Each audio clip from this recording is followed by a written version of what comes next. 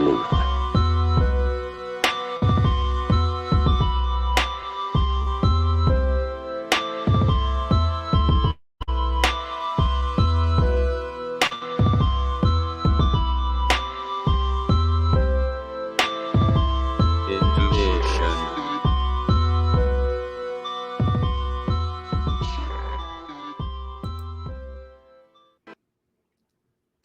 What is up? What's going on, everybody? Welcome to another Sleuth Intuition Live. Today I put a few things together, kind of bringing us back to the mean teens theory. We talked about that early on, way before the Anthony shots or any of that stuff came forward. So I'm wondering if that still plays in, especially with the fact that there was no struggle. One of the victims was undressed. There seems to be a lot of blood, which may indicate a crime of passion, in my opinion. It's not a professional opinion, it's a personal opinion. We'll look at a connection between the friend that introduced Libby to the Anthony Shots profile, who is actually a family friend to Keegan Kline. So they're connected, and also the ski mask incident took place with the same friend or family member. So we're going to read the interview transcripts, a small, about 4 pages, where investigators mention these details.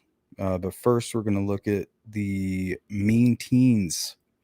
Is it possible, with help of some male counterparts,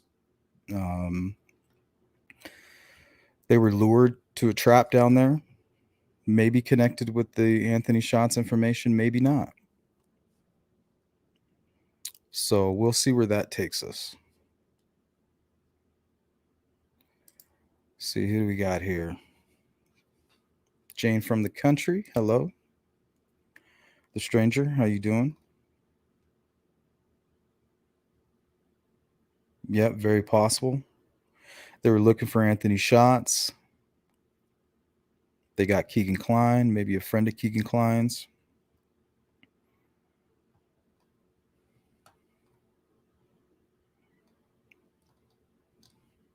Maybe they were manipulated by Keegan Kline to go down the hill to meet with Anthony Shots. He's just down here. Something along those lines. What's up, Justin? Yep. I mean, they had to have gone willingly, right? Unless I'm missing something. I mean, is it possible they went down the hill with the bridge guy, meeting another gentleman down there? Libby and the gentleman go alone across the creek to be alone, right? Something horrible happens there. They tell the other two, come quick. The other male, involved knows it's his, it's time for them to attack the second person. I mean, how else do you get them across the creek without signs of struggle? They had to have gone willingly, maybe as a group.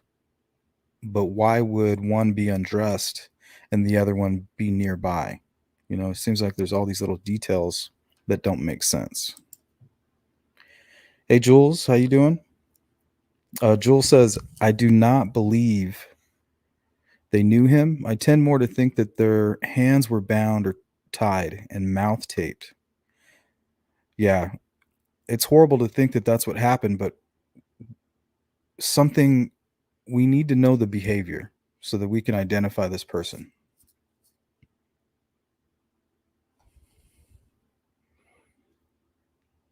Who was it that said that? John Douglas. He says, I wish I had more information. He wants to put together some type of profile. not like we're trained to, but it'd be nice if we're going to spend so much time looking at this specific case for us to do the best that we can, with an untrained eye.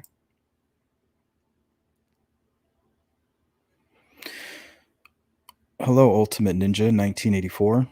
I believe Bridge Guy could be young. He could have been in his teens, anywhere between 16 and 18 at the time, possibly.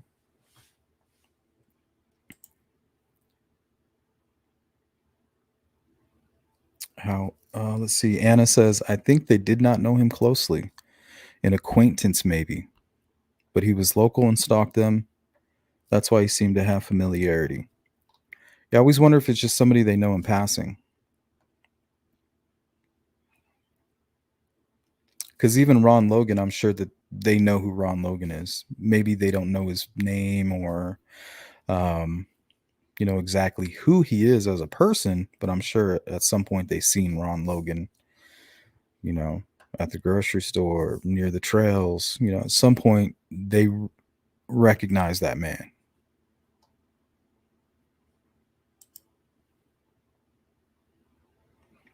What's up, Joe? I believe they realized, or at least Libby realized, she knew him when he got close. But I don't believe Libby recognized him from afar. And I don't think Abby ever interacted with him.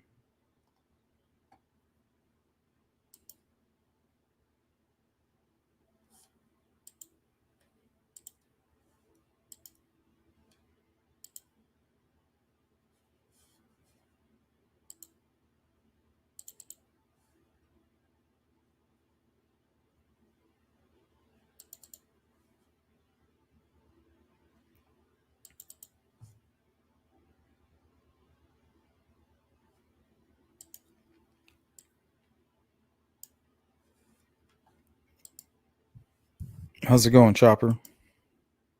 Charlie?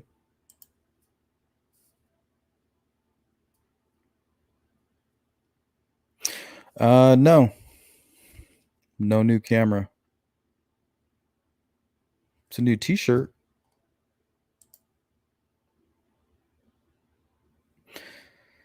One of my favorite things in the whole world is a brand new white t shirt. It'll never be that way again. What's up, Frank? Marv? Jill? What up, player? Little smack.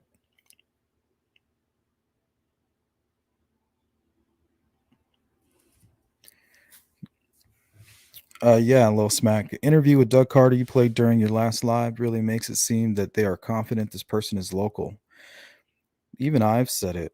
He's like, man, I thought this thing was going to be wrapped up quick. I saw all the strange things going on at the crime scene. I thought local.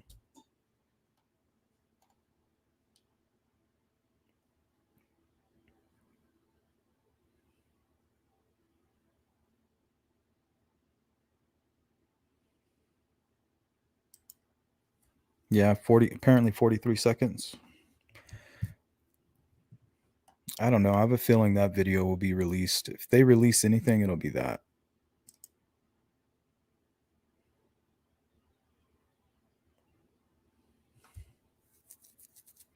Because, I mean, it changes everything if Libby's videotaping this guy and they're not really sounding like they're too afraid, or when he approaches them, maybe he says some other things that make it sound even much more casual. I'm just so curious. And if it doesn't show any of that, then why? What difference does it make?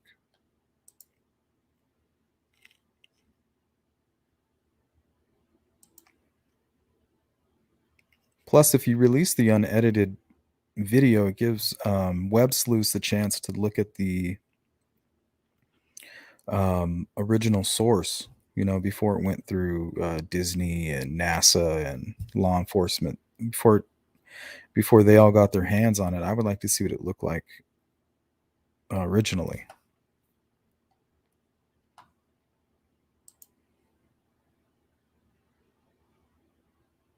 Hmm. What's up, Cindy? How are you? Hey, Ophelia. Good to see you. Hello, lesbian. Dog hair, or it was dog hair. There's no way to pinpoint who in the household was the perp. Hmm. Hey, Miss Thang. Yeah. Sandy Hook victims. Like, that's so strange. Yeah, in the interview, they basically ask him, um, why did you tell us you were partying? But the data we pulled from your phone shows here that you were looking up, you know, mostly stuff about the Delphi case.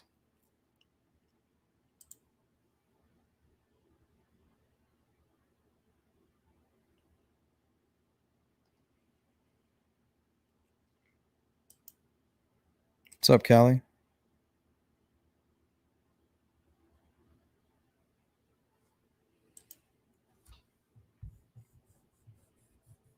Yeah, there's a whole lot that we don't know. And law enforcement seems confident that they know. What they know is enough because they don't seem concerned with all this murder sheet stuff coming out. They're like, oh, that's not the stuff that we're concerned with. We knew eventually that would come out. That's not what we're referring to. I think they're referring to maybe the sexual assault aspect of it all or something, along those lines that only somebody who actually had a chance to examine them, coroner or something like that would be able to um, provide that information to a real, like a small group of people.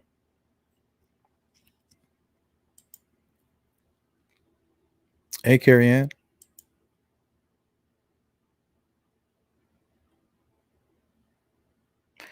Well, stranger, I mean, it's very possible. I mean, the girls were under the bridge, so that makes it a little bit easier to imagine people under the bridge if they were told to go down the hill. That's basically down the hill under the bridge right there. Why are they being told to go down there?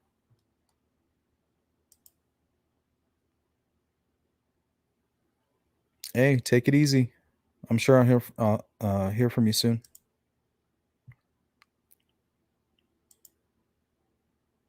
Yeah, you'll probably hear a lot of stupid theories from this channel, unfortunately. We are not trained in law enforcement techniques by any means.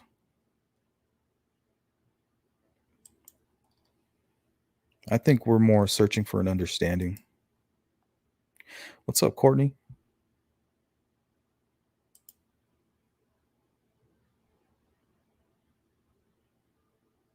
Oh yeah, Daniel Pearson, potential witness.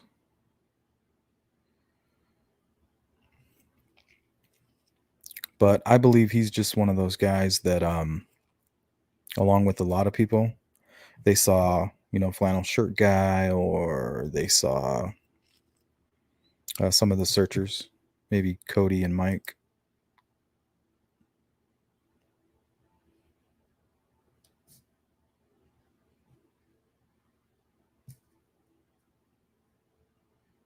Miss Thing says, it seems like an awful lot of trouble for an attempted abduction. They could have snatched them or just LG anywhere. Why kill them in broad daylight? Yeah, and why do it so violently? You know, well, at least that's what it sounds like. A lot of blood. Expecting there to be blood on the perpetrator, to me means like maybe like a splatter pattern.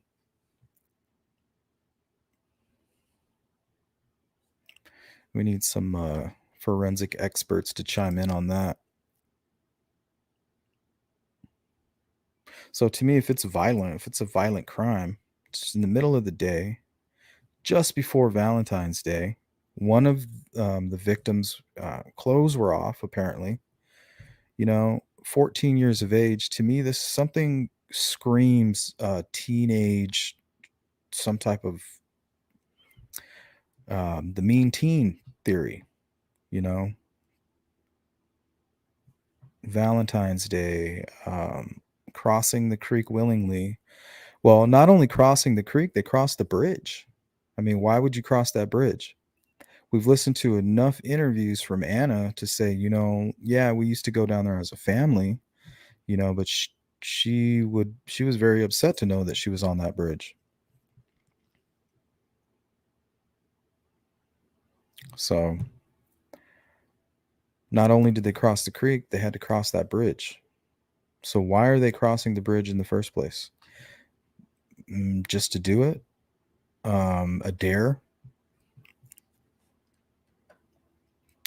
Just to overcome fear?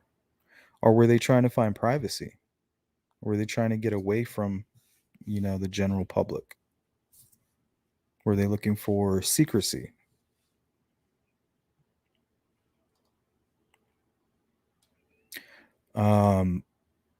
Part of the transcript, this is all going to be jumbled up. Like, it'd be perfect to just segue right into the transcript right now. But I will just mention it talks about how Anthony Schatz mentions that he was supposed to meet them out there, but they never showed up. So they could have very well have been expecting that to be the location where they would be meeting with this person. Maybe it was even their idea. Like, hey, meet us over here. And they just thought to themselves, well, that's perfect. Well, I'm going to play some media clips from a case referred to as the Slenderman attack. I believe these girls are 12 years old. We're going to look into this. I'll play about 3 small clips. And then I'm going to play a small snippet of the Scream murders. So these are all examples of mean teens and what young people are capable of. They're more than capable of masterminding murder, an attempted murder. So I don't know. I think we might need to drop the age, in my opinion. Like, don't listen to me by any means, but I'm just saying, in my opinion, we should be dropping the age, especially with the sketch, the young sketch. In my opinion, I'm even thinking down to age 16. Two 12-year-old girls the day their friend was stabbed in the woods. Waukesha police today released video of the interrogation of Anissa Wire and Morgan Geyser. They're charged in the Slenderman case. Michelle Fiore is here with details. Michelle. Well, Mike and Carol, Waukesha police spent 3 hours talking to the girls in separate rooms. Right from the start, the girls were blaming each other for being the instigator. Morgan Geyser's just 12 years old, but court documents claim she and Anissa Wire planned for months to kill their friend to please the fictional character Slenderman. Anissa told me we had to. Why? Because she said that he'd kill our families. But the morning after Geyser's birthday, the girls told police they were playing dress up, petting Geyser's cat, and going to the park. And then we played on the slide for a little bit. We went in the bathroom. And then we were singing songs. This wasn't an innocent trip to the park, though. The girls told police they planned to kill their friend in the bathroom. Her nickname is Bella. Anissa tried to knock Bella out. Bella got all mad and stuff, and I was pacing in circles. Even after the bathroom attack, Bella stayed with the girls as they led her into the woods. What happened next depends who you ask. And then Morgan jumped on top of Bella and started stabbing her repeatedly, and that's when I turned around because I couldn't stand to see that. Geyser claims Wire started it all. And then she jumped on Bella and she held her to the floor. Anissa did this? Mm-hmm. Peyton was stabbed repeatedly. One wound came within millimeters of her heart. What were you trying to do with her when you stabbed her? Kill her. Tried to get up. She said that she couldn't see, she couldn't walk, and that she couldn't breathe. Did you tell her you were going to go get help? Mm-hmm. Did you want to actually get her help? No. And coming up at 6, we'll take a closer look at the plot. Mike and Carol. They're so nonchalant about it. It's like they're almost removed from reality. Like, and did you hear that? They attacked her like in the bathroom at the park first. They like hit her in the face or something. And she was still like, "Oh, what do you got? Like, why are you guys being so mean to me?" And still followed them into the woods. Just totally like oblivious. Like, there's just no way. Like, they didn't mean to hit me, you know? Like a nice person, a good person's going to be like, maybe they're having a bad day. Why would they attack me? Let me find out. It can't possibly get worse than this.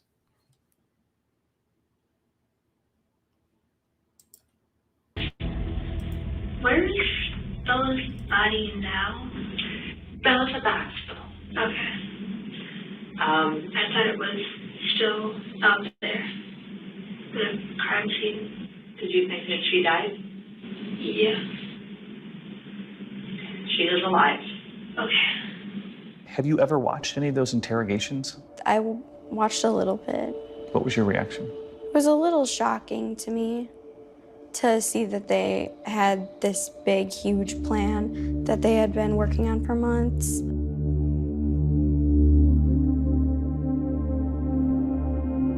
Less than a week after the attack, I was asked to go to the hospital to interview Peyton. She was very, very quiet. We had to turn up the sound on the recording equipment really high just to get her voice.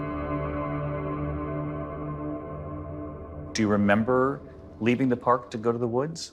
They just wanted to go on a walk, and I didn't think much of it. It's just a walk. It's in Waukesha. Like, what bad stuff happens in Waukesha, Wisconsin? What bad stuff happens in Delphi, Indiana? How many times have we heard that? After we go into the woods, we say we're gonna play a hide and seek.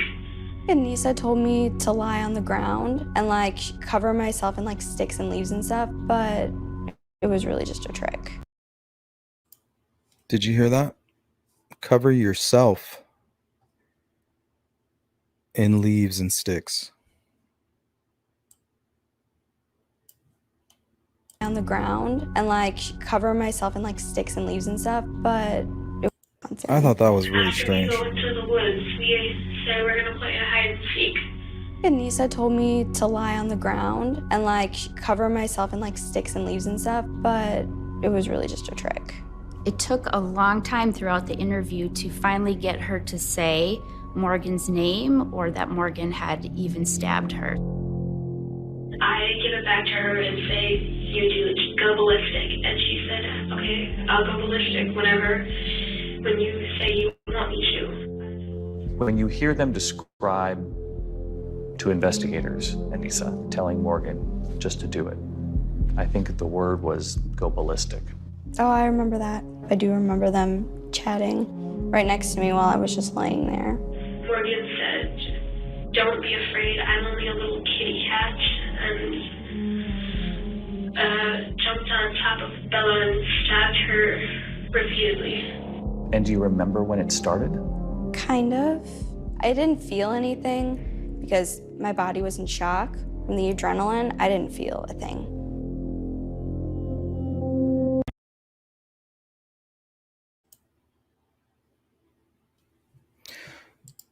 Wow. It was so strange. Went out into the woods and played hide and seek.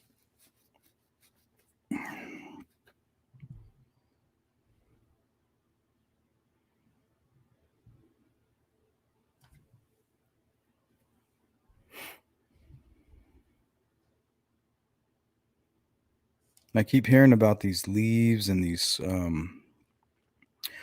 twigs and sticks, bodies being covered.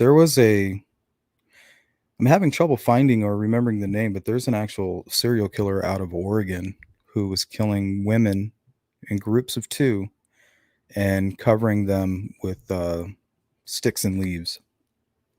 I believe it's still unsolved.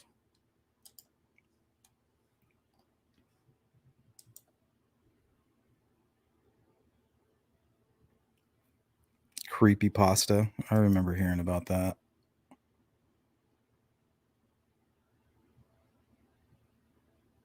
Hey, what's up, bees? Thanks for stopping by.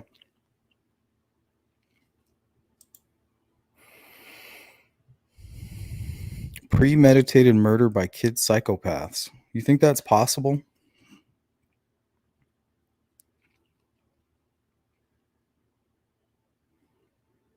I wonder if that's what Keegan Kline and some friends did. Or is it possible that the whole Keegan Kline thing isn't even connected? I mean, it's got to be. Why would he say that he planned to meet her there and she didn't show up? And why does Keegan Kline sound like he's oblivious to half the stuff that's going on his phone? Like, he's like, what? I don't know what you're talking about. Or even when they mention the ski mask thing to him, he's like, whoa, that's crazy. Almost like they're divulging too much information to him. He's like, well, I didn't even know any of this stuff.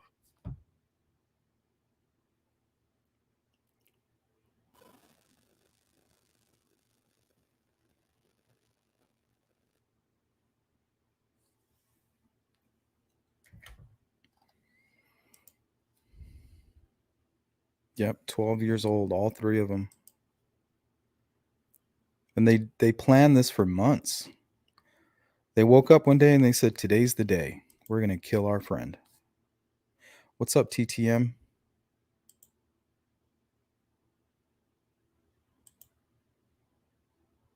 Yep, two teenage boys.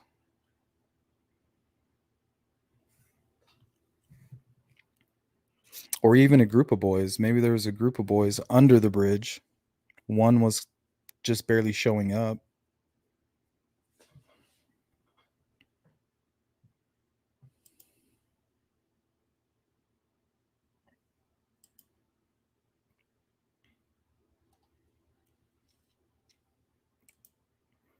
Yeah, those girls were really scary. Well, here's if you thought they were scary, this is going to scare the hell out of you. 7 years after she was arrested, Slenderman stabbing participant Anissa Wire learned she's being released from custody, a judge approving a conditional release plan. I'm satisfied it's reasonable. It provides good protections as far as the community is concerned. It also provides a good plan for rehabilitation then of Ms. Wire. So I will approve the plan. Waukesha was shocked Memorial Day weekend 2014 when 12-year-olds Anissa Wire and Morgan Geyser nearly killed their classmate Peyton Leitner, stabbing her 19 times following a birthday sleepover. She says she's having trouble breathing. The pair said they were trying to please the online horror character Slenderman. It was Wire who held Leitner down while Geyser stabbed her. Both were found not guilty by reason of mental illness and committed, but a judge ruled in July that the now 19-year-old Wire's treatment could transition to outpatient. Her attorney welcomes the decision. She was already aware from her conversations with her supervisory team what was going to be expected of her, and she looks forward to moving on into a productive life. Wire will live with her father, the address kept confidential. The conditions include 24/7 GPS monitoring, following doctor's orders, and no contact with Leitner. Leitner's family were in court and didn't object to the terms. They didn't comment afterwards. Nick joining us live once again. Now, Nick, what's the latest with Morgan Geyser? Has she petitioned for release as well? No, Toya, she hasn't. She could, but hasn't done that yet. Her attorney's focus has been on appealing her case, saying that she should have been tried in juvenile court, but last year the state Supreme Court refused to hear her case. Nick Bohr, thank you. Wow.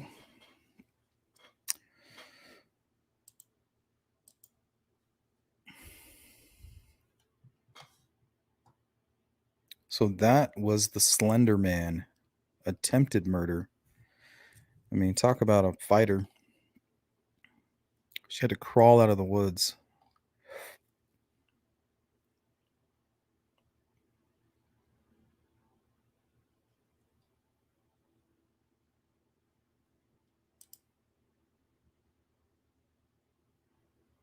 Unbelievable.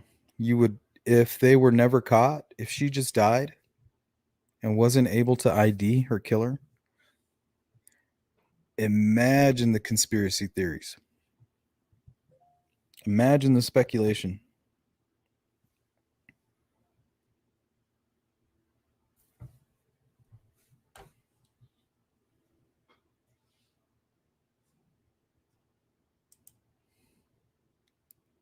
She seems like she's doing okay.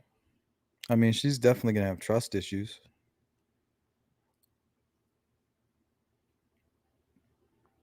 But I mean, what happens if you're on vacation and you run into this girl that tried to kill you? Like, man. Yeah, if you're able to plot and plan like that, how are you like? I guess you could be just completely insane to where you don't understand what it is that you're really planning. Like, you don't understand what it means to like take a life or something. Yeah, that makes no sense.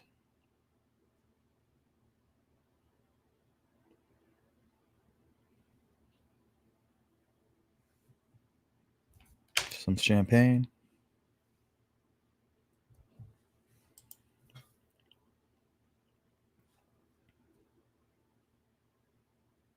Yeah, it's almost like they're disconnected from reality momentarily. I kind of remember what that was like. I was a bad teenager, and I kind of remember sitting there like in a echo chamber with a bunch of bad kids, plotting and scheming on certain things. That's how you get in trouble, you know.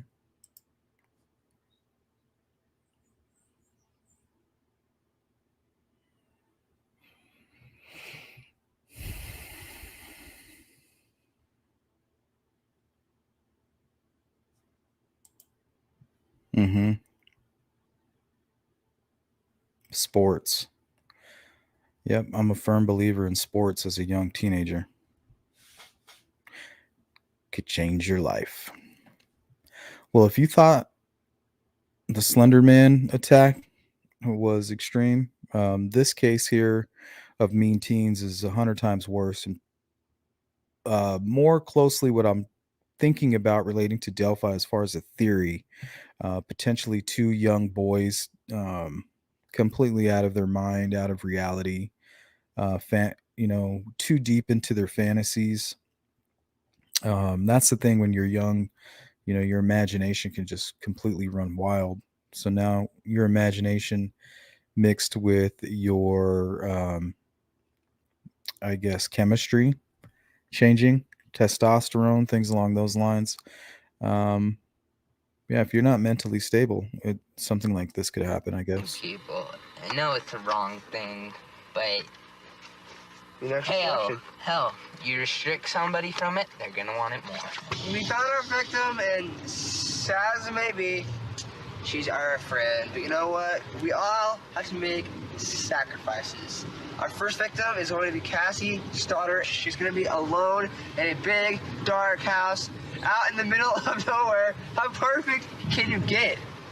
I mean, like, holy shit, dude. I'm horny just thinking about it. Hell yeah. Time is 9:50, September 22nd, 2006. We know there's lots of doors. There's lots of places to hide. I unlocked the back doors. That's all unlocked. Now we just gotta wait. I just killed Cassie. We just left her house. This is not a fucking joke. I'm shaking. I stabbed her in the throat and I saw her lifeless body just disappear. Dude, I just killed Cassie. Oh, fuck. That felt like fucking real. I mean, it went by so fast. Shut the fuck up. We gotta get our act straight. Okay. He said, "Shut the F up. We got to get our act straight." I believe those boys were 14, if I'm might be mistaken.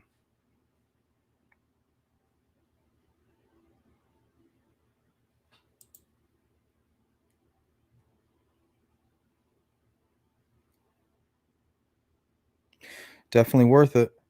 Would be a good reason, if any. Yeah, but this just kind of goes to show what young people are capable of.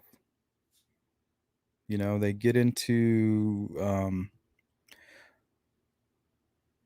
an atmosphere where there's not much supervision, not much parental intervention or interaction.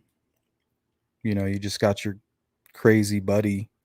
You guys are bouncing these crazy ideas back and forth, you know?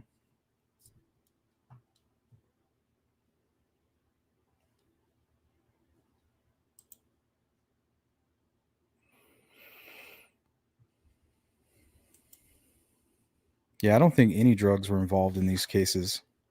I think they were like straight A students. Like they were good kids on the surface.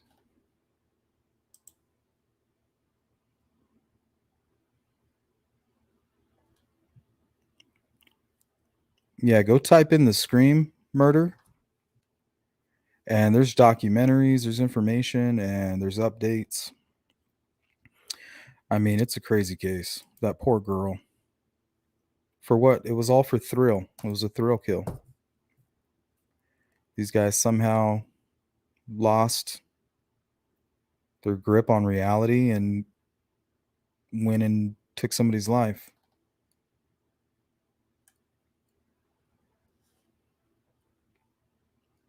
The reason we revisit the mean teen theory is they crossed a bridge, they crossed a creek, and there was no signs of a struggle and lots of blood.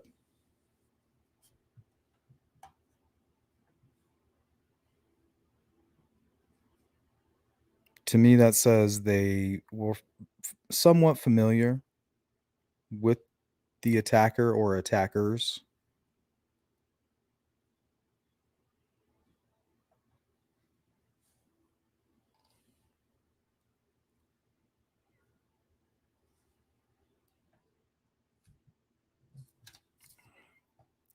So let's go ahead and get into the timeline. I pulled a video from YouTube. It's from a YouTube channel called Julie Melvin. The link is in the description. Here, let me pull up.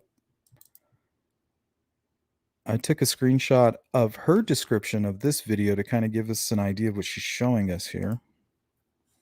So let's take a look at that.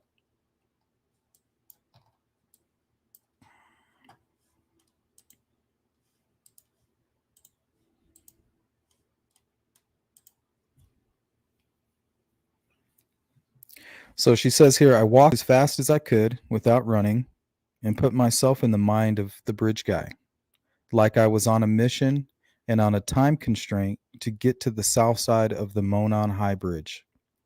I highly doubt bridge guy did it any faster. Started where first eyewitnesses saw bridge guy entering the trail, walking fast like he was on a mission.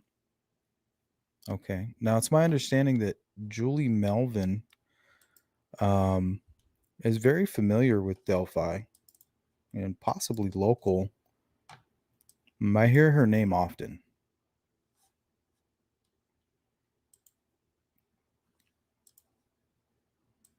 But let's check out this video. Now she's going to start at the Freedom Bridge and she's going to take off, like basically borderline speed walking. We're going to walk quickly with purpose, but we're not going to run. Check out the link in the description if you want to take a look at her videos.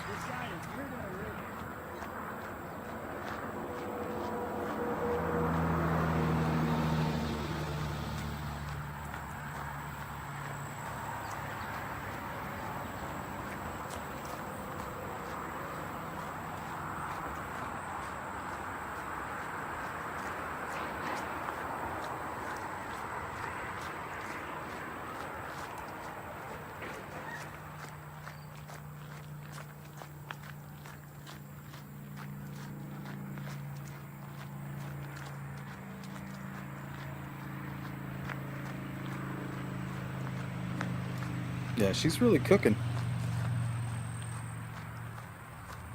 You can kind of hear her feet crunching on those leaves. It's pretty quick.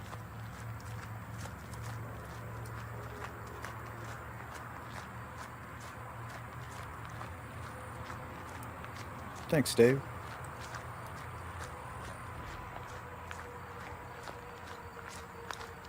Hey, Deb.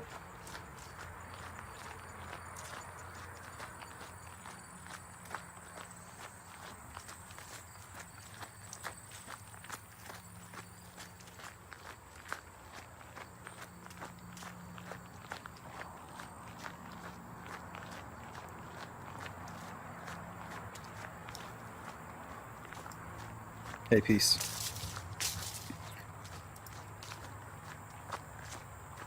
Yeah, that's what I was thinking too, Laura. Like all the vegetation. Trail looks pretty good nowadays.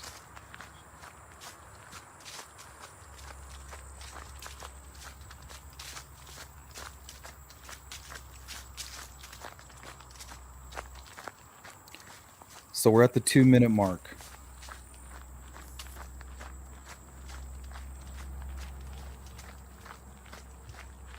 So I'm going to kind of use this to start my timeline.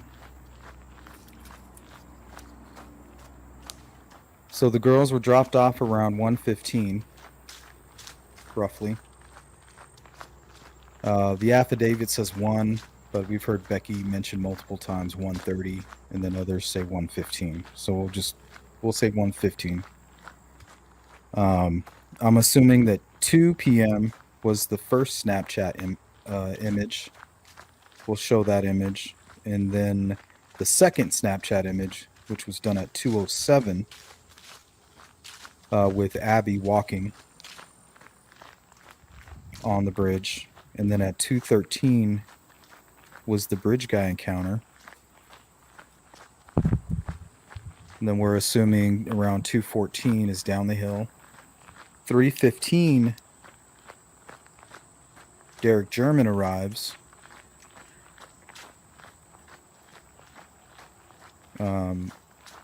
And I think he calls Becky Patty around 3:30, and that's also, I believe, the time of death.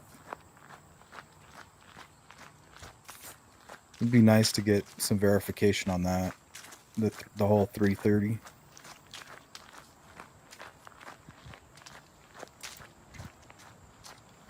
$137.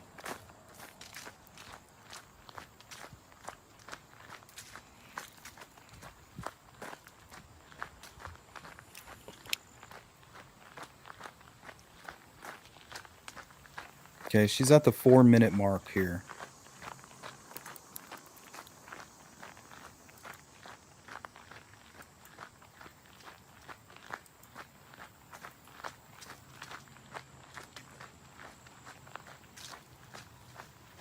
That was Cheyenne. I think she puts herself there 3:15 and then left at like 3:45. Like basically just long enough to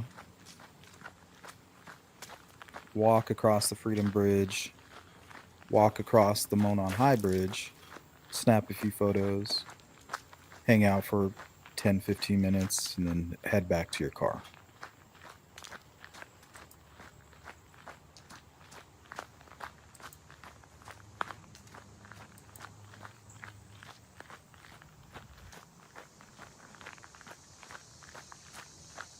Well, I think we know exactly how far it is.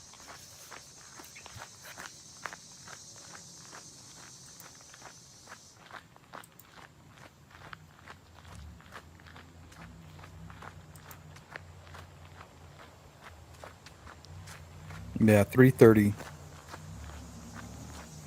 I got my information from the David Erskine leaked text messages. And then I also heard it repeated from a couple news outlets. So I'm not sure. What's up, D?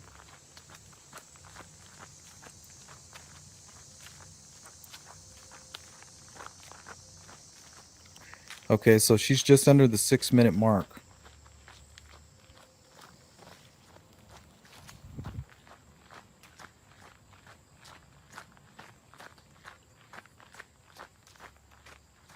So I'm going to stop it here at the 7-minute mark.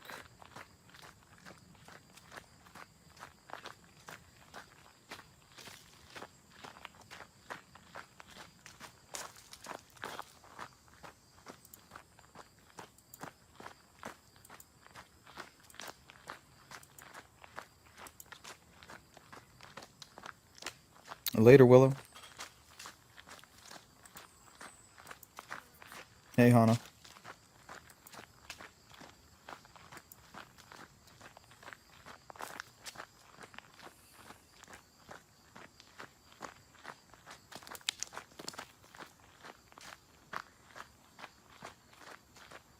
Okay, we're approaching the 7-minute mark.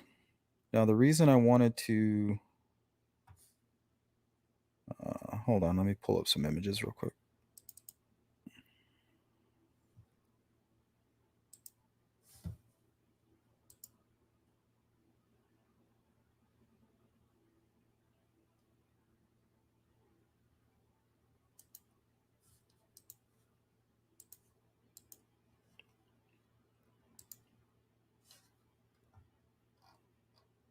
Okay, so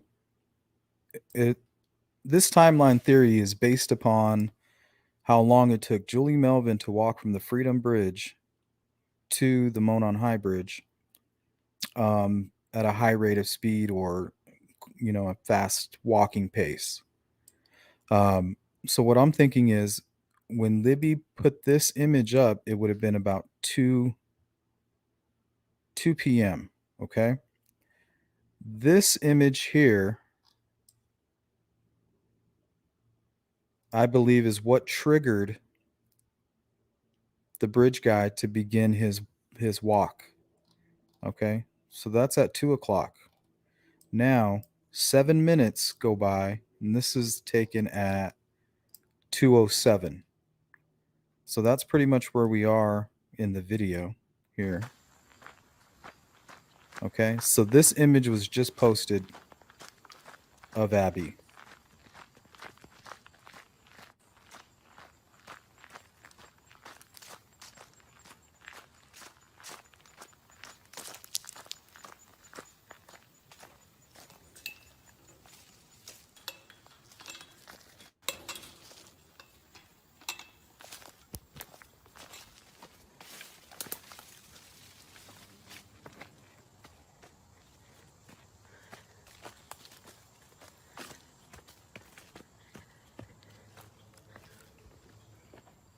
Whoop.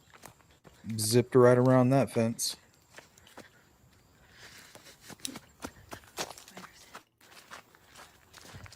Okay, so this is right around the time Libby uploaded that photo.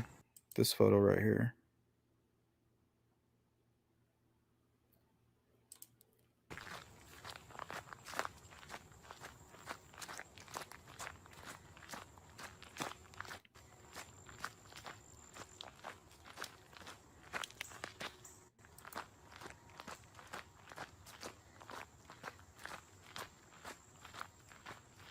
Yep. Lisbeth, and I think he's using Snapchat to do that very thing. As soon as he saw that, he took off. Like, I got him. They're right where I knew they were gonna be.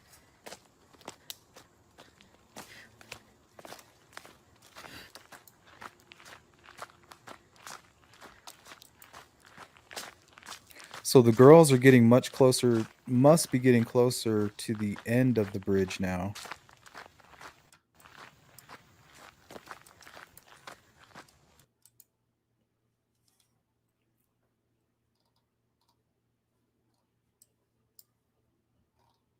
So when they took these images, they were roughly around here in this area.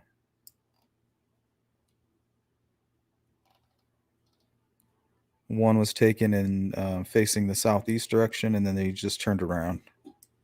Took this one, and then took that one. So they got to be somewhere down here by now.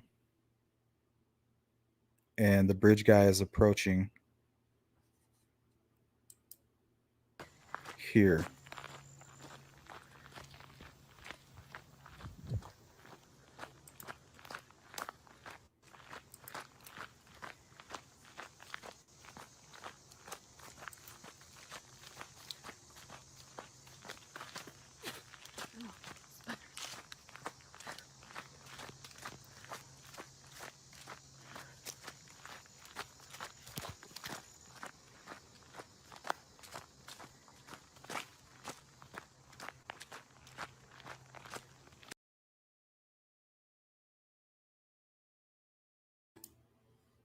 Okay, so we can assume they're back here somewhere now.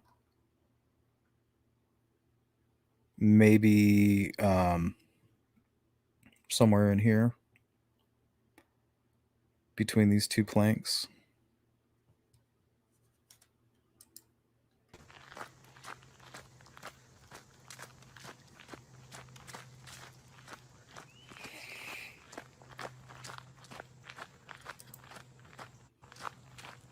Yeah, if he was smart, he wouldn't have had his phone.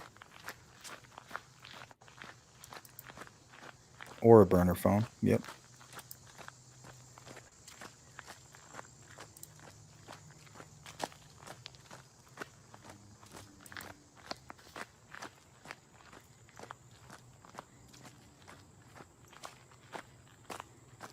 So we are at the 9.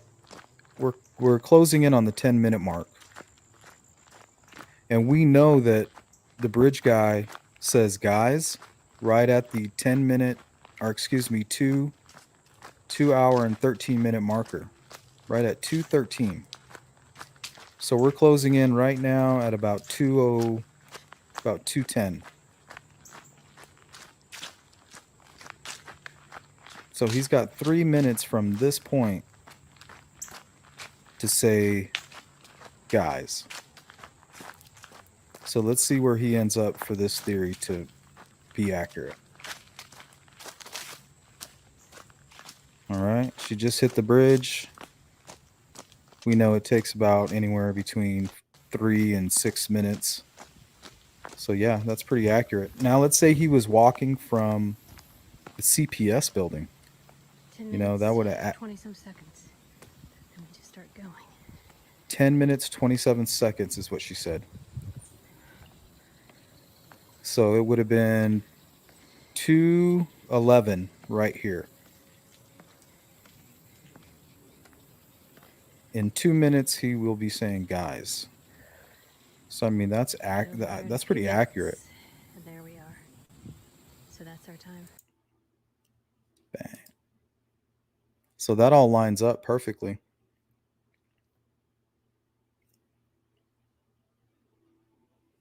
No matter where you work, Square keeps it all connected.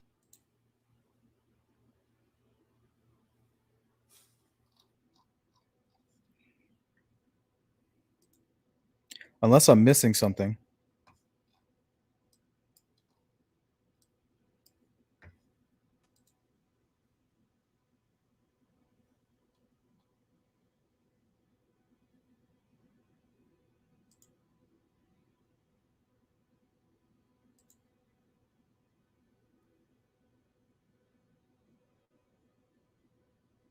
Yeah, Lisbeth Stark. What if he just left his phone? As soon as he saw that image, he just left his phone and he knew where they were. He knew that he has them. Maybe even hoping to catch him on the trail coming back.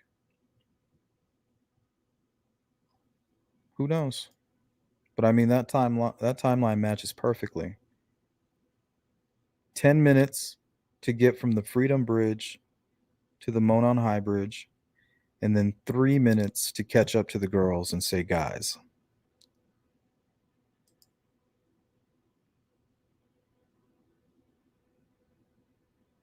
So that means Bridge Guy would have been there at 2 p.m. So whoever was at the Freedom Bridge or at the CPS, near the CPS building at 2 p.m., that's somebody who needs to be looked into. Because that's when they started walking from that position. And in Julie Melvin's description, she stated that, and I tend to believe her, that this person was witnessed. Somebody witnessed this person walking with purpose quickly towards the bridge. I wonder if that happened to be at 2. Does anybody know?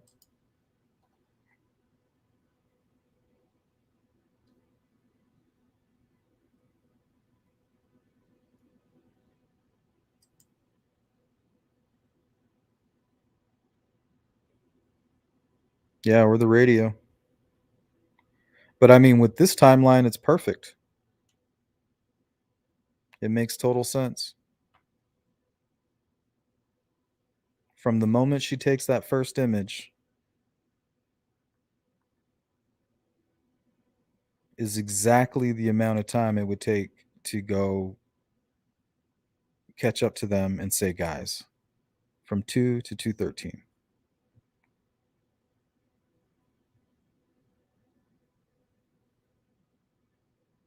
So to me, this killer was looking at Snapchat, in my opinion.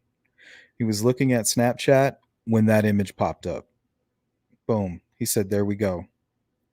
That's when he started walking. If this theory holds water.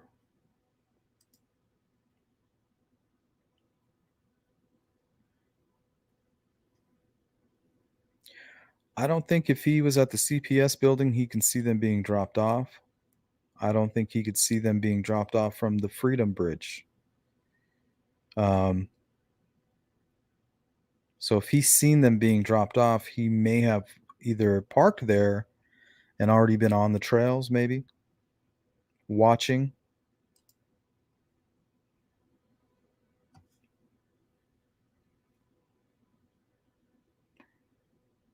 Okay, so if they're dropped off at we'll say 1:30, and this image is taken at 2, what were they doing for 30 minutes between the Mears lot and the Freedom Bridge?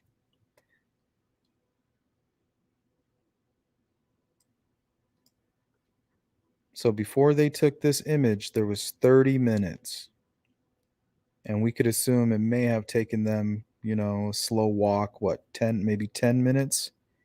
If they were taking their time, stopping.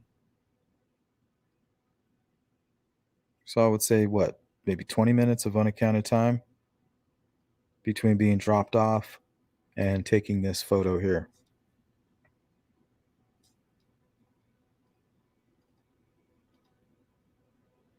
We can see by the progression on the bridge accounts for the 7 minutes here, and probably Abby not walking on it.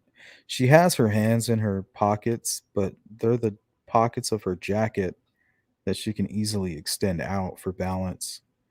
And she's obviously looking down, and she does seem somewhat I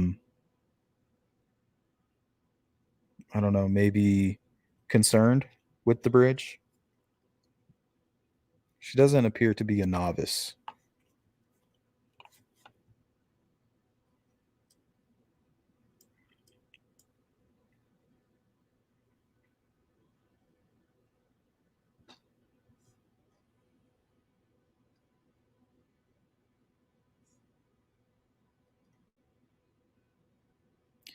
Okay, so let's say the bridge guy is at the CPS building at 12 noon, because the girls told him, we'll meet you at the bridge tomorrow at 1 or 1:30, or maybe even 1. Maybe they try to get there at 1.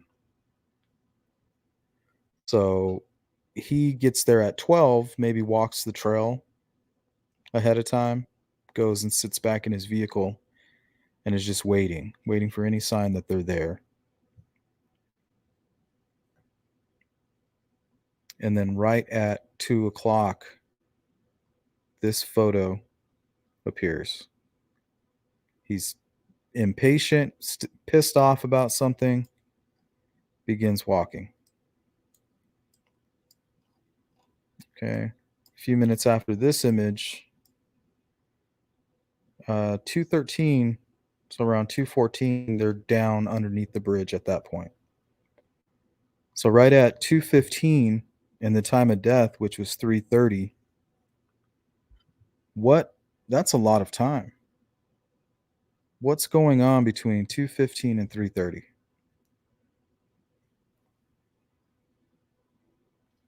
I mean, that's a lot of unaccounted for time. And if they're underneath the bridge around 2:15,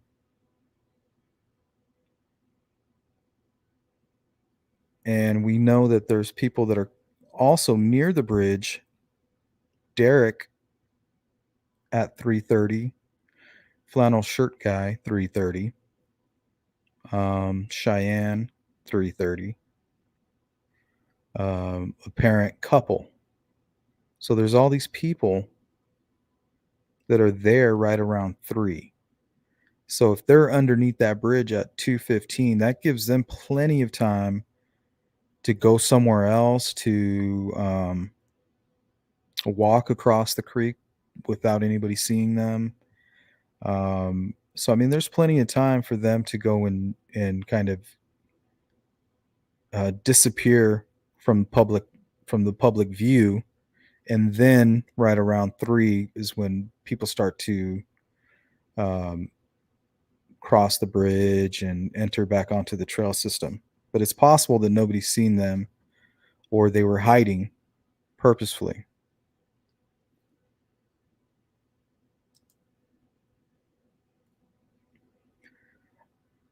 I'm not sure, guys. It's like maybe just to get their attention.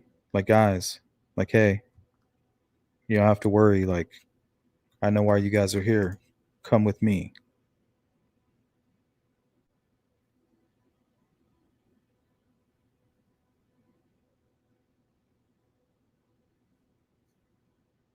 Yeah, maybe he even said, hey, when you see this, you'll know we're here.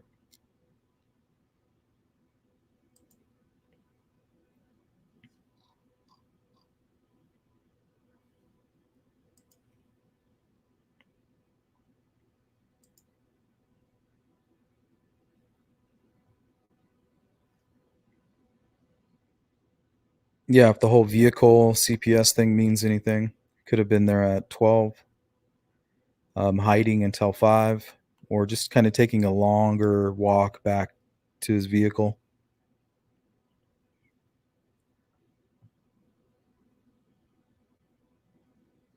Get away from the scene and then enter somewhat back into the scene from a strange direction. I'm out of panic. Maybe waiting till it's clear, watching from afar.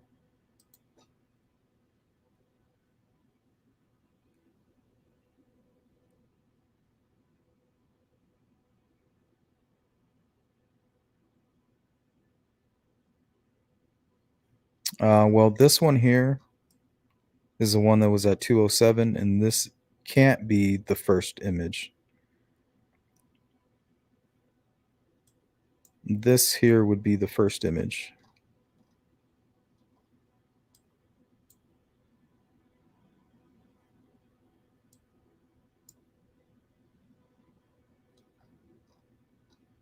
See, 1, 2, 3, 4.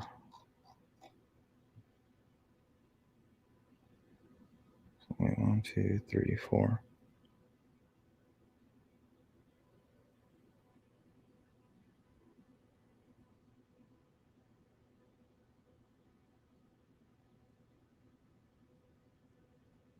Yeah, so when they took this image, they would have been standing right about here.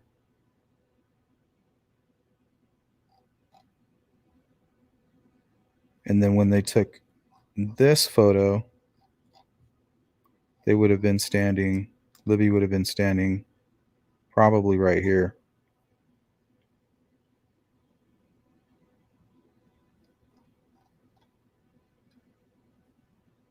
Because in this image, you can actually see that plank here.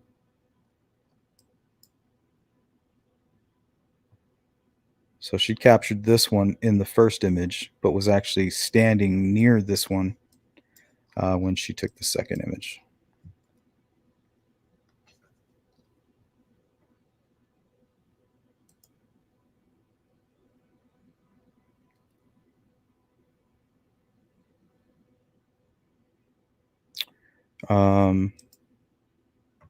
Could they have seen them? I mean, it's possible. Let's take a look.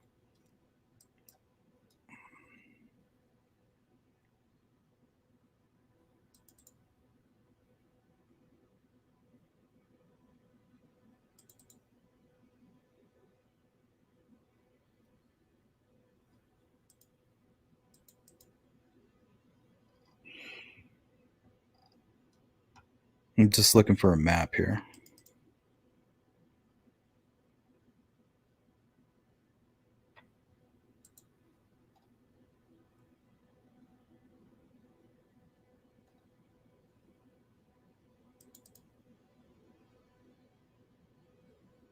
There we go.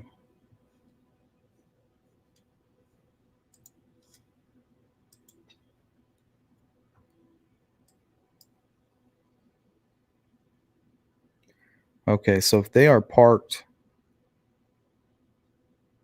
if the killers are parked here at the CPS building,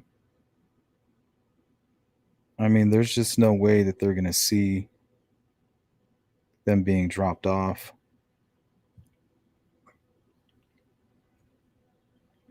Because they're going to be coming from this direction here.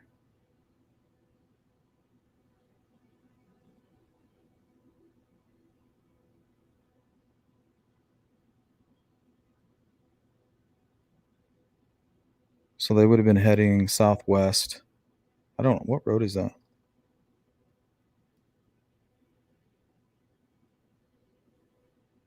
Unless they know who Kelsey is. I don't know. Did Kelsey drive past the CPS building?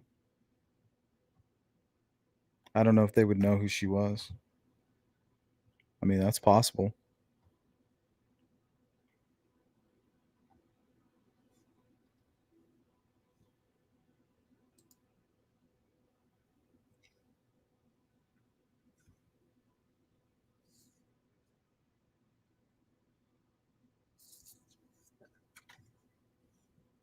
Oh, and then I also think I pulled some random videos and stuff for you guys too. Hold on.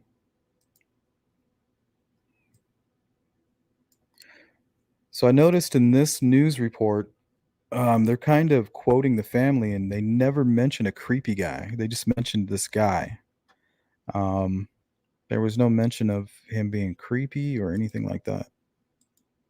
So I thought that was interesting.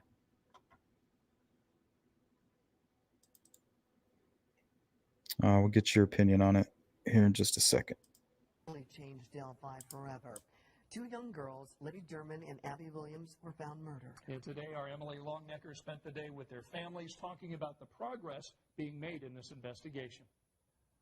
Well, Andrea and Scott, everywhere you look in downtown Delphi, there are reminders of Libby German and Abby Williams, like these ribbons made out of the girls' favorite colors.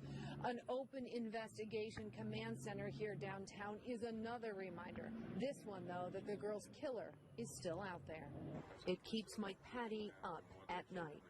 Yeah, I don't sleep much. Knowing the man in this sketch, the one investigators believe killed Patty's granddaughter Libby German and Abby Williams, is walking the streets. So we have a murderer walking around who took two innocent lives well before their time. What's up, Curly? You know what I mean? He robbed them of their life. More than 24,000 tips have come into investigators since the girls disappeared. Their bodies found in the woods east of Delphi the next day on Valentine's Day. But I'm telling you, every day is tough if it doesn't get tougher. In the early weeks of the investigation, police released a picture of the man believed to be the killer, taken on Libby's cell phone the day the girls disappeared, and this audio believed to be the killer's voice. Somebody knows this person. 6 months later, though, a painful anniversary has arrived, with still no answers. My heart's still breaking. Abby Williams' mom, Anna, prays it won't be much longer. I'd like to be able to have a little bit of happiness come Christmas time this year, knowing that nobody else is ever going to have to go through what we went through, and that this person isn't still out there. Williams spent yesterday marking the 6-month anniversary of the girl's disappearance by visiting all of Abby's favorite fishing spots. Yesterday was worse than today, but I kept off social media and stayed to myself and stayed quiet, and some days you just have to do that. Still, these families have not given up hope. They can't. We're staying positive, and we keep moving. And last week, the kids here in Delphi started school, and both families say that that was a tough day for them, thinking that Libby and Abby should be there too, but weren't. Andrea? Our thoughts and prayers continue with that family and the entire community of Delphi. Emily, thank you. And if you know anything that can help solve the murders of Libby and Abby, please really want to hear from you. You can call the tip line anonymously. Their number is there on your screen, 844-459-5786. We have that number posted along with the tip email address. Just go to our website at WTHR.com as well as our WTHR app. IMP.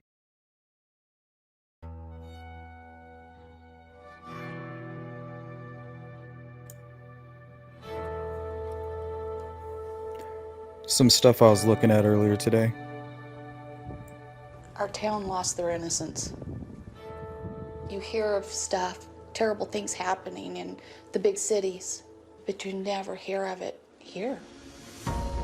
The city of 3000 is on edge. 2 bodies found, no one in custody. Bodies have been positive identified as Abigail J. Williams, 13 of the Delphi area, and Liberty Rose Lynn German, 14 of the Delphi area. This is considered a double homicide investigation. Who would be so barbaric? Who would kill 2 teenage girls? This isn't something that happens in Delphi. I couldn't go outside of the house without having a panic attack. There's still a killer out there, potentially walking amongst us. Often, in missing cases, you don't have a picture, you don't have audio, and you don't have video. Because of the courage of one girl on a bridge, you had all of that. I don't know. I say guys all the time. Guys to me is like a group. Could be a group of men and women mixed, you know. We have the suspected killer on video. We see his face. We hear his voice. He says, "Down the hill." It's all right there. Yeah. All of that. Go down the And hill still, is what he wait. says. We wait. And we wait. The police are constantly asked, why hasn't this case been solved? Why haven't they figured this out? This guy. I think flannel shirt guy came from Becky. She always talked about how Derek went and checked bumped into a gentleman that was near the bridge, and he was wearing a flannel shirt, and it just stuck.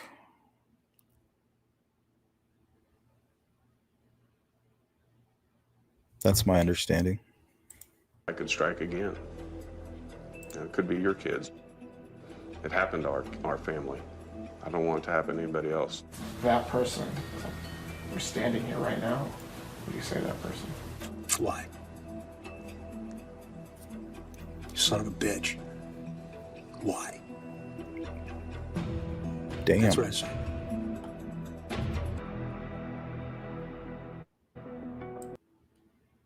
I'm gonna play that again. Your kids. It happened to our family. I don't want it to happen to anybody else. That person, we're standing here right now. What do you say to that person? Why?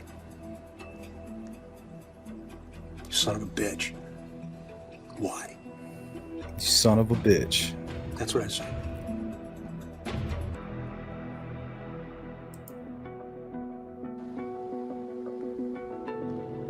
I think in 2017, Delphi was the safest place any of us felt like we could be.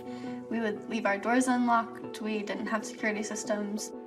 This is small town USA. You know, this is where you go visit grandma and grandpa, your uncle, small businesses, restaurants, a great community to raise a family. Everybody says hi, throws a wave up, you know, always will. P says, anybody found out if the photo at 2:13 was taken and posted immediately or just uploaded at that time and maybe taken a different time, like the other one uploaded when they got back to the car? Actually, I think it was uploaded immediately, and a couple friends I think were able to capture it or still had it. And I think they even remember watching it live, if I'm not mistaken. Willing to stop and help somebody out. That's just the way it is. In this small, friendly, welcoming community, we have 2 teenage girls, Abby Williams and Libby German. They were good friends. They had the same interests in music and arts, had played volleyball together. She loved helping other people, being around, assisting her nieces, playing games and drawing and art and being creative.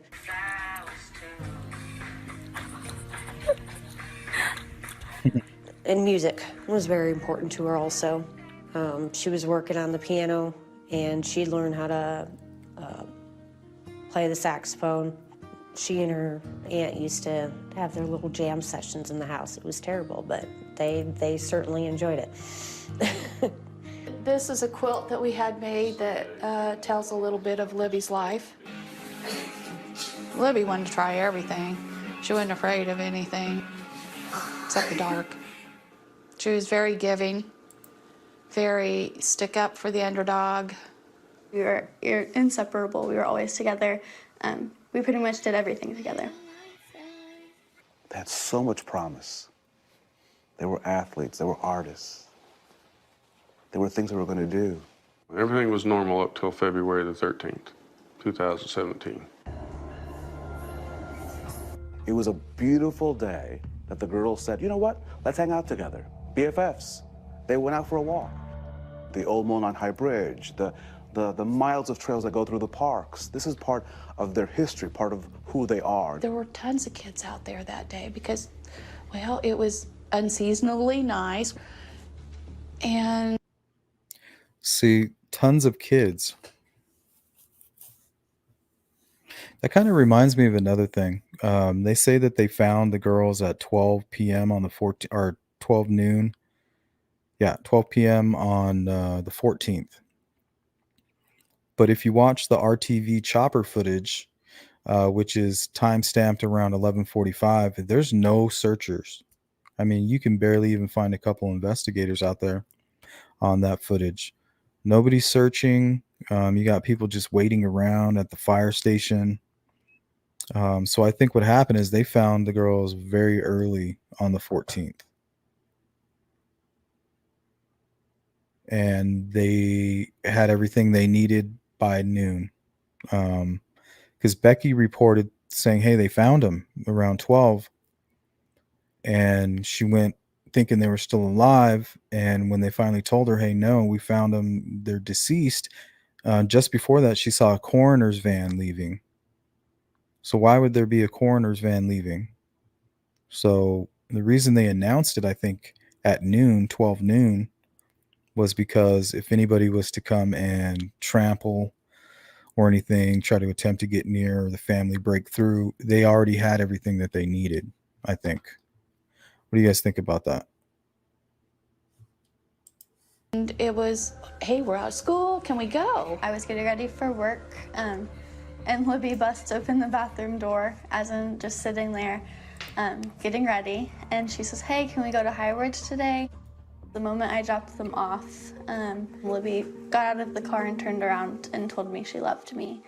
And just knowing that those were the last words is one of the most helpful things to me. It was supposed to be just a normal walk on the trail, and they went to go pick them up a couple hours later. They never showed up. Becky tried to call and wasn't getting any response, so she called me probably about 4 o'clock or so in the afternoon, and she said, hey, we're not getting can't get a hold of Libby. I said, all right, let me pack up here and I'll head that way. Just walking up and down trails, trying to look and hollering and yelling, and of course we were getting no response, and she said, it's starting to get dark, I think we ought to call the police, so I did. My first thought was that I was going to Coroner's kick my van. sister's butt when I found her, because this wasn't something that she'd ever done. They were grounded as soon as we found them and they got home. That we didn't think the worst. We didn't nowhere near think the worst. And the whole evening, just as it progressed, the sense of urgency kept going. Probably 9 o'clock at night, Delphi, you could see flashlights all over Delphi. Every alley, every road, somebody was walking somewhere looking. And it just continued all night. Police, neighbors, Later, Dave. vehicles. Thanks for joining. Everywhere, helicopter was, everyone was out looking for these young girls. You still had hope, But then Friday the 14th, after the noon hour, we got the word. The bodies were found. That was not the news that anyone was expecting.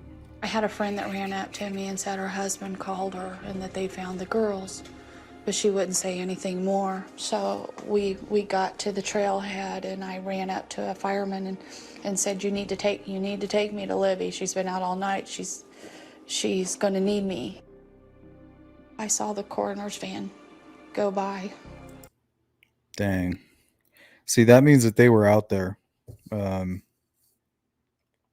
They didn't find the bodies at noon. They found them much earlier. I wonder if they were investigating all night. I remember something Ron Logan said about that. Something about the whole area being lit up like a football field or something. So I don't know if he meant the night of the 14th or the early morning of the 14th. I'm not sure, or maybe both.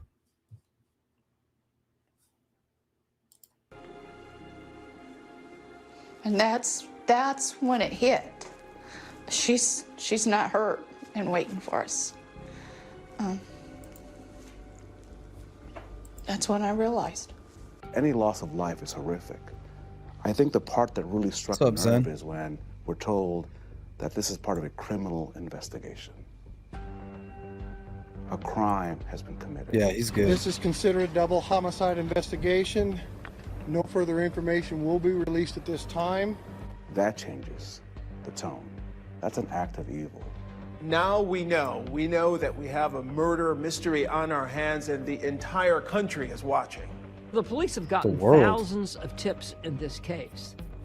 And then, all of a sudden, we have an image of a potential suspect. Here he is, Delphi. Here he is, community. Here he is, America. That's the guy. Can you find the guy? And before long, you actually hear his voice. And so there was. All right, does that sound calm to you?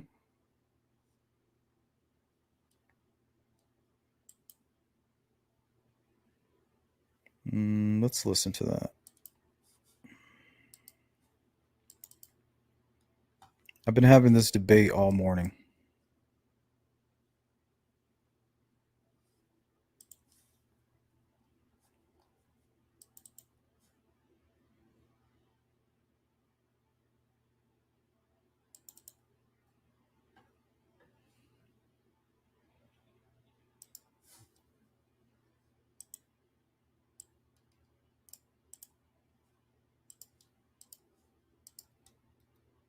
Okay, here's the first audio released.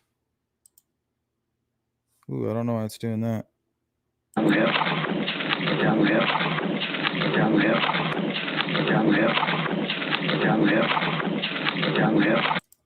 He's obviously saying go down the hill.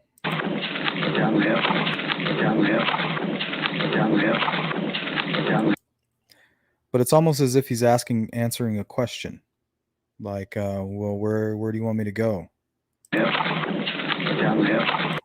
Go down the hill. Well, where do you want me to go? There's nowhere to go.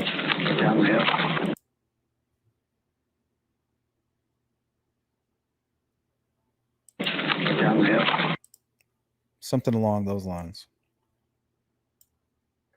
Let me pull up the new audio.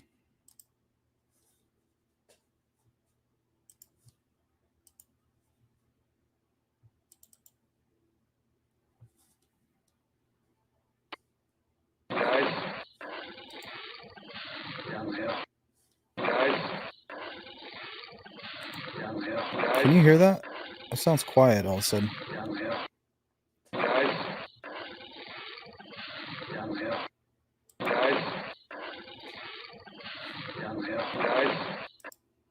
So it's like, guys, get their attention.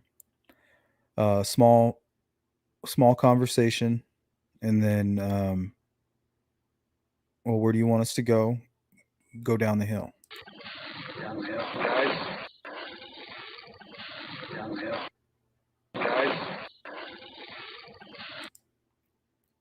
Like, guys, it's almost like he's hesitant. Like, guys, like, I hate to break it to you, you know, Like, I'm on a murderous rampage today, and I hate to break it to you, you know. That's kind of what I'm hearing, guys. Like, hey, like, you see my gun?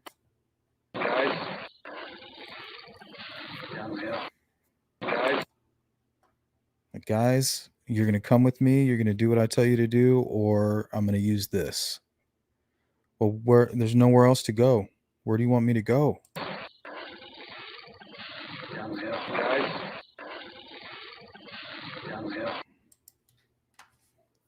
So I can't tell if he's being assertive. Is he being assertive with his body language, but kind of talking casual? I mean, I really can't tell. I really wish they would release that whole thing.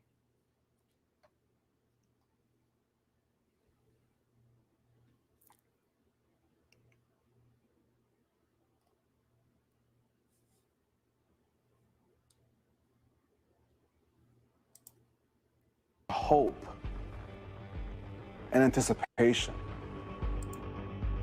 that someone's going to call and say, we have the guy. The call never came. I mean, I'm figure, okay, tomorrow, next day, we're going to get this guy. But here we are 5 years later. And then in December, authorities investigating Delphi murders put out a call for new information. They're looking into a social media account with the handle @Anthony_shots. They say it's filled with stolen pictures of a male model. And I'm thinking, what is going on? Anthony_shots. What is this about? That's generated a tremendous number of leads for us, and that's as far as I can go. When this special edition of Nightline returns, 5 years after the murders in Delphi, will the killer ever be found?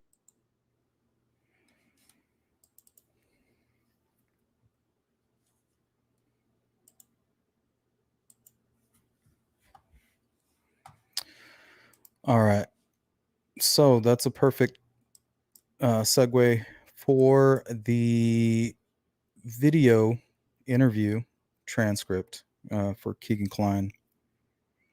This is basically where he talks about knowing and speaking with Libby the day of, and pretty much, in my opinion, makes him the most viable suspect personally. But let's read here. Kagan says, yeah, he was grades lower than me. But yeah, I even think he was like a grade or two lower than me. So he's basically, oh, well, actually, let's do this.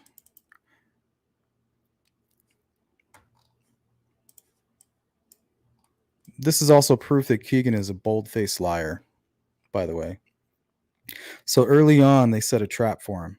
Investigators say, yeah, so let's say that there's like a family that you knew was there anyone that you targeted or stuck out, you know, you were seeking out their daughter specifically?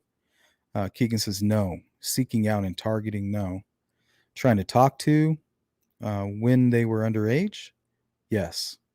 No, I don't think so. I'm going to tell you that. And then Keegan interrupts and says, my girlfriend now is. I mean, that's kind of how I know her. I know her family and stuff. What's your girlfriend's name? Redacted. You said you knew her family. You said her brother, right? You know her brother. Right. He went to school with me. How old is redacted? 19. So I don't know why it says 26. So they're kind of hinting to what they ask later. Let's see. What page was that?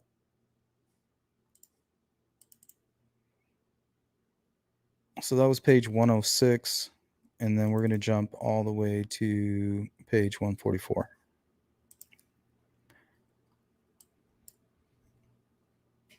So basically, they're going to talk right now about the family that introduced Libby to Anthony Shots is the same family that had the incident with the ski mask, and is the same family that Keegan Kline knows personally.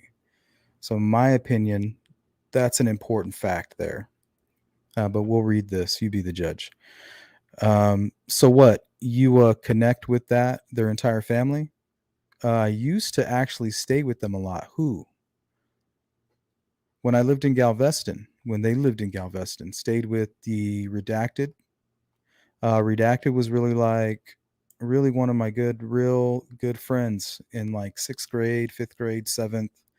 Do you remember? So like I already know where you're right. I did talk to her, yes. Who?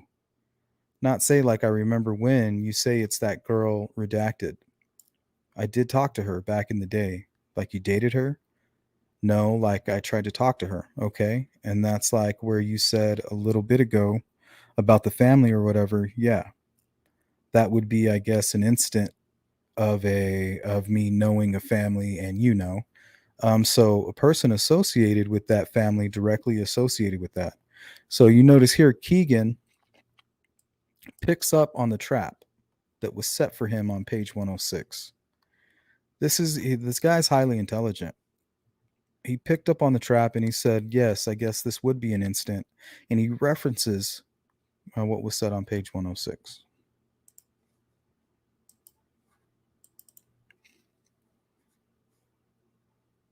So we go from 144 to page 145. Family was talking to Anthony Schatz. Right. Probably Redacted. Right. Had to be. So he knows that this person is talking to Anthony Schatz. He just admitted it. And was looking to hook up with Anthony Schatz. So she gives an address to Anthony Schatz because she's coming home after school and she wants to hook up because parents are not home after school for a couple of hours. And Keegan actually asks, who's that? Redacted? Like he seems like he's curious now. Hold on, I'm about to sneeze.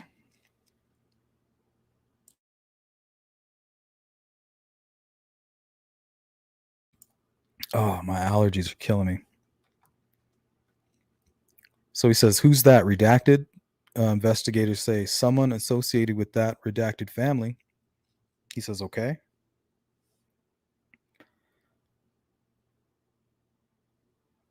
This girl associated with the blank family gets off of the school bus, and there's a guy with a ski mask peering in her bedroom window.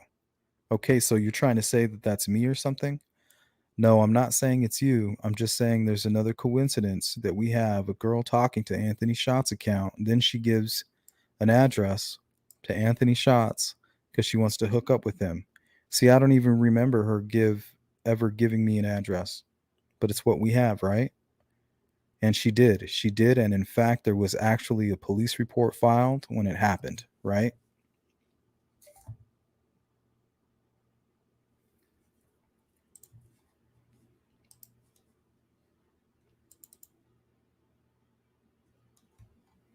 She comes home from school, sees this guy with the ski mask looking in her bedroom window directly after giving this address to Anthony Schatz. As a matter of fact, that's the incident that started everything else last time. That's how everything started last time, was that incident. And Keegan says, that's crazy.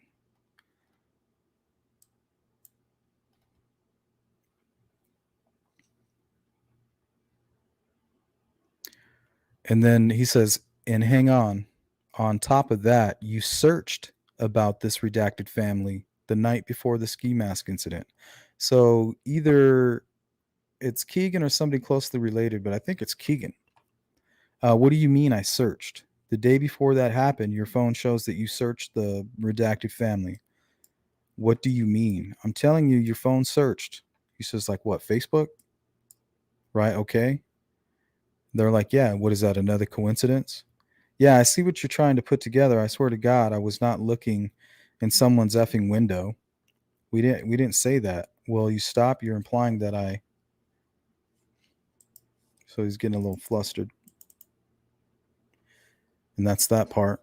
And that's really it. That's what I had from that. Basically, the whole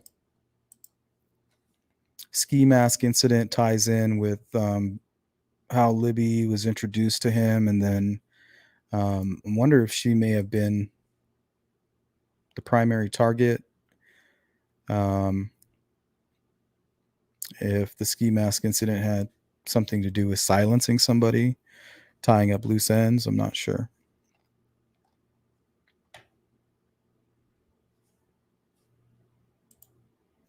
But I want to thank everybody who joined the stream. I think it was a pretty good one. Appreciate everybody that was participating in the chat. Leave a comment, about the things we talked about. If you think there's areas where I got it wrong or anything like that, leave me a comment and I'll go back in there and we'll take a look and we'll see if we can't work it out for the next live stream we do to bring attention to the Delphi case. Yeah, Vanessa, they're killing me. Like my eyes are super itchy. When I sneeze, I can't stop. Like I'll go on forever. You're welcome, Caroline.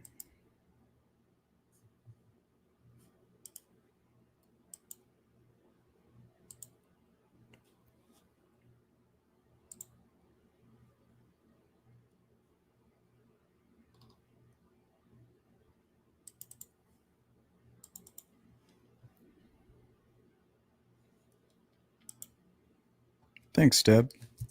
Yeah, I try. It's basically all the stuff I'm looking into, like everything I was doing over the weekend. I just threw it together and went over it with you guys today. It's like the second you think you're getting closer to something, that's how far away you really are. Then you got to restart that like 10 times. Thank you.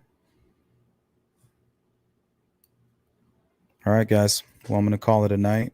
I'm getting a little hungry. So hope you enjoy the rest of your day and have a safe rest of your week. I really appreciate it. Take care. Smooth.